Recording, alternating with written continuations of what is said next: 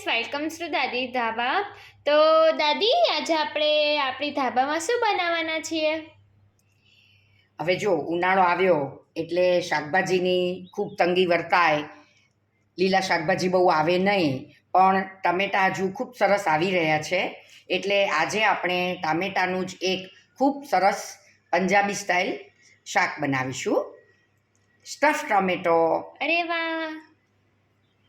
જો stuff tomato બનાવવા માટે આપણે સૌ પહેલાં આવા થોડા નાની સાઇઝના ટામેટાં લેવાના છે અને તેને ઉપરથી કટ કરી અને અંદરથી પણ ચપ્પુ ફેરવીને અંદર થોડોક બીનો ભાગ હોય તે કાઢી લેવાનો છે અને એ બધું રાખી મૂકવાનું છે. આ બધા ટામેટાં આપણે આ રીતે કરી લીધેલા છે, બરાબર, પોલા કરી લીધેલા છે અને એ ટામેટાં આપણે રાખી મૂકવાના છે.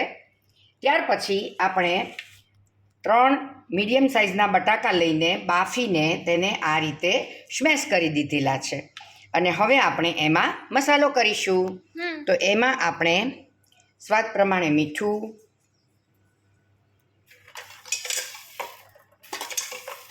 એક ચમચી જેટલી ખાંડ, થોડુંક લાલ મરચું, થોડું ધાણા જીરું અને થોડો ગરમ મસાલો નાખીશું.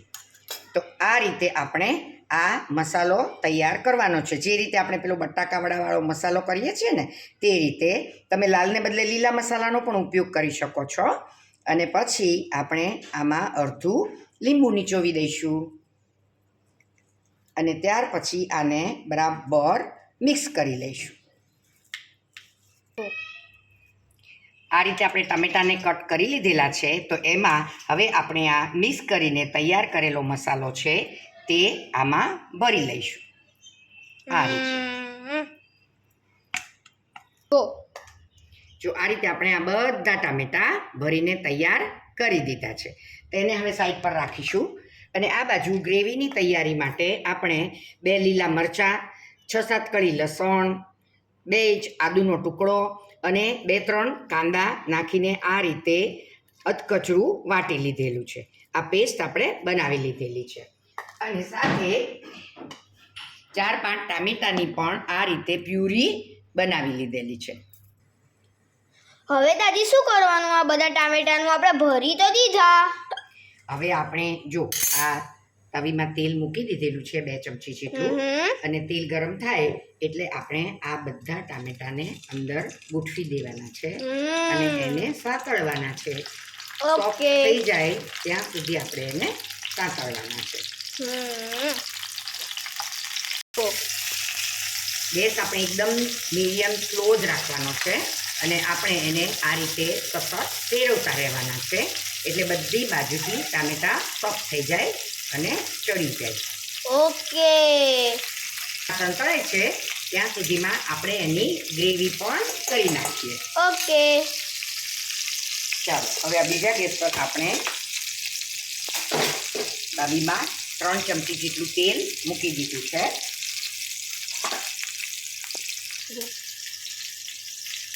તેલ ગરમ થાય એટલે આપણે એમાં અડધી ચમચી જીરું નાખીશું.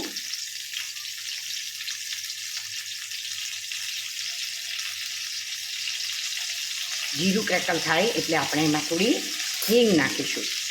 વચ્ચે વચ્ચે આપણે આ ટામેટાને પણ ફેરવતા જઈશું. ઓકે. આપણે બહેનોને તો બધું મલ્ટીટાસ્કિંગ જ કરવાનું હોય ને, બધું એક સાથે 2 ગેસ પર.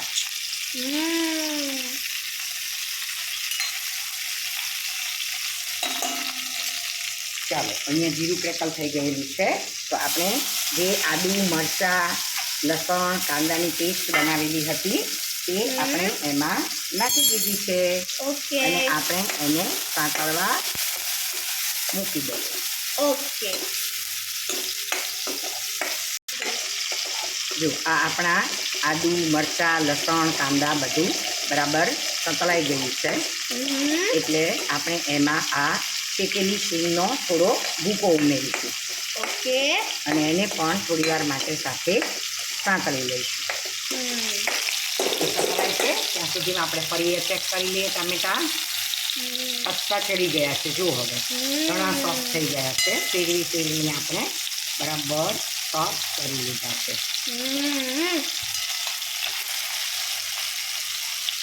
દાદી બહુ મસ્ત સ્મેલ આવે છે ટામેટામાંથી તો. અરે આવે જ ને બેટા, મસ્ત સબ્જી બનવાની છે જો. મારા મોઢામાં તો પાણી જ આવી ગયું.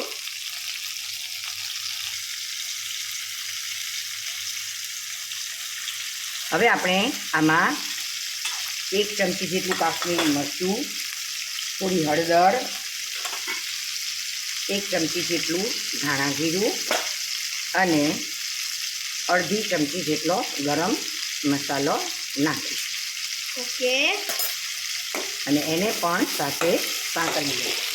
ઓકે અને પછી એમાં આપણે ટામેટાની જે ગ્રેવી કરી રાખી હતી ને એ ઉમેરી દઈશું. ઓકે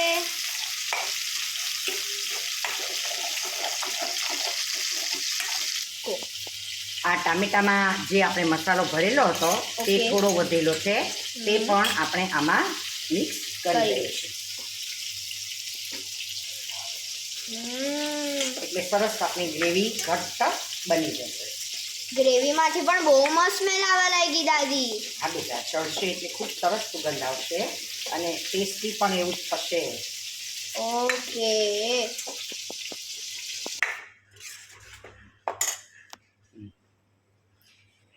હવે આપણે આમાં ગ્રેવી પૂરતું મીઠું નાખવાનું બાકી છે તે નાખી દઈએ ઓકે અને ગ્રેવીને થોડી વાર સરસથી ઉકળવા દઈએ. ઓકે આ બાજુ જુઓ, આપણા ટમેટા ખૂબ સરસ ચડી ગયા છે, ચારેય બાજુથી ખૂબ સોફ્ટ થઈ ગયા છે. એટલે હવે આપણે આ સરસ ગ્રેવી ઉકળવા માંડી છે.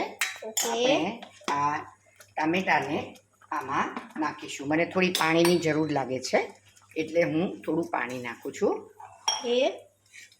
કારણ કે અંદર આપણે બટેટાનો મસાલો, શિંગદાણાનો ભૂકો બધું નાખ્યું છે ને એટલે ગ્રેવી ખૂબ જાડી થઈ જશે.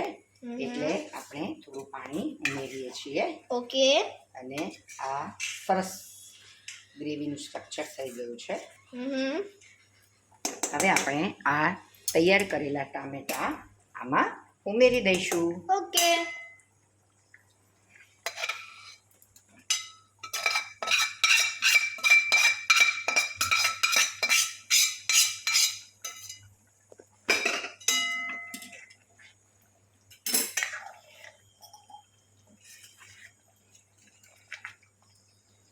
કેટલો સરસ કલર આવ્યો છે જો, છે ને ફાઇન રેડ કલર આવ્યો છે ને. દેખાવામાં પણ બહુ મસ્ત લાગે છે. આપણે આ ટામેટાને અંદર ઉમેરીને થોડી વાર ઉકળવા દીધું છે. Okay. એટલે આ ગ્રેવી સાથે ટામેટા ખૂબ સરસ મસ્ત રીતે ચડી ગયા છે અને બધો જ મસાલો અંદર બરાબર ચડી ગયો છે. ચાલો, રેડી છે શાક. હવે આપણે એને સર્વ કરી લઈએ. ઓકે જો ફ્રેન્ડ્સ, દેખાવામાં આટલું મસ્ત લાગે છે, બોલો ખાવામાં કેટલું મસ્ત હશે. ચાલો, અને આપણે એને લીલા ધાણાથી ગાર્નિશ કરી દઈએ.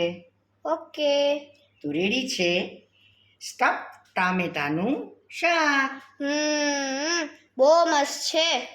તમે જરૂર બનાવજો અને તમારા ફેમિલીને જરૂર ખવડાવજો. નાના મોટા બધાને આ ખૂબ પસંદ આવશે. ઓકે જો ફ્રેન્ડ્સ, તમને આ વિડીયો ગમ્યો હોય તો અમારી ચેનલને લાઈક કરજો, સબસ્ક્રાઈબ કરજો અને જરૂરથી વધારેમાં વધારે શેર કરજો. બાય.